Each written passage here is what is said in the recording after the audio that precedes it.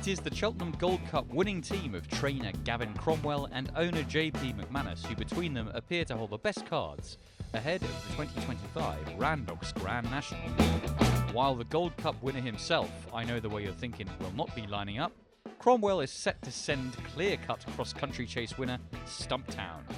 He'll be there with stablemate Vanillier, third behind Stumptown at Cheltenham, and second to Corac Rambler in this race 2 years ago. Multi-millionaire McManus simply loves the Grand National, and he will be looking to last year's winner I Am Maximus and jockey Paul Townend for a repeat of their heroics in this race 12 months ago. He's higher in the weights now and hasn't exactly sparkled so far this season, but there's no finer man than Willie Mullins to have him tuned up again for the big occasion.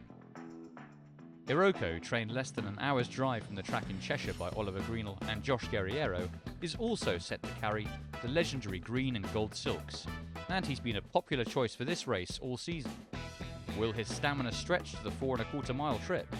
Cromwell and McManus also have a further big player in Percival Le Gallois, winner of a valuable handicap at Leopardstown in December, and then again over hurdles subsequently at the Dublin Racing Festival. Where do you think you stand with him, with his chase mark and the Grand National? It's obviously difficult because he's off a career high, but you know, it's a great position to be in. Famously bought for just €850, Hewick has already been a dream horse for his owners and won a Grand National in 2022, albeit that was the American version in Butler, Maryland. It is Hewick who comes into the last furlong in the clear with a 6-length lead. He's pouring it on late, and Jordan Gainford and Hewick have crushed them in the Grand National. Shark Hanlon, his trainer, famously took him for a celebratory pint of Guinness at his local pub after that success. Hewick's tipbles and travels haven't dented his appetite for the game though. At 10, he looked in great heart when scoring over hurdles at Thurles recently to tee him up for a tilt at this famous race.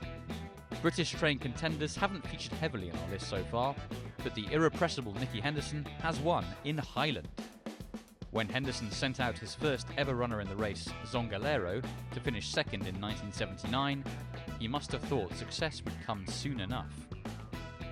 But Grand National victory has evaded some of the greatest names in the sport, and 74-year-old Henderson has admitted the clock is ticking if he is to add a win in the race to his impressive record.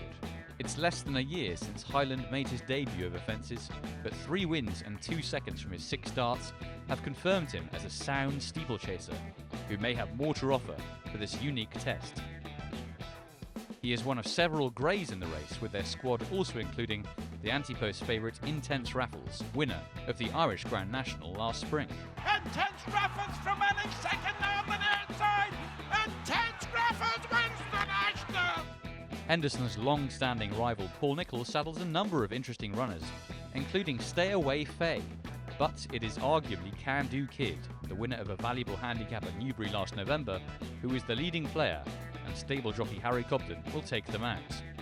Can Do Kid is another grey, like Nicholls' previous Grand National winner Neptune Collange, who prevailed by a nose at 33-1 in 2012. The Grand National certainly isn't just about the favourites, with other winners returned at 50-1. A fairy tale end to his career. Noble Yates has won the National. 66-1. And it's Aurora's Encore for a huge shock in the National. And Aurora's Encore wins the Grand National. And 100-1 since the turn of the century. Venetia Williams trains Montnome to win the National.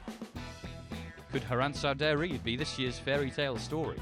Bought by owner Jim Gill for £52,500 at an online sale, he will be making his debut for trainer Michael Keedy, having previously won races in Ireland for Willie Mullins in the colours of Rich Ritchie.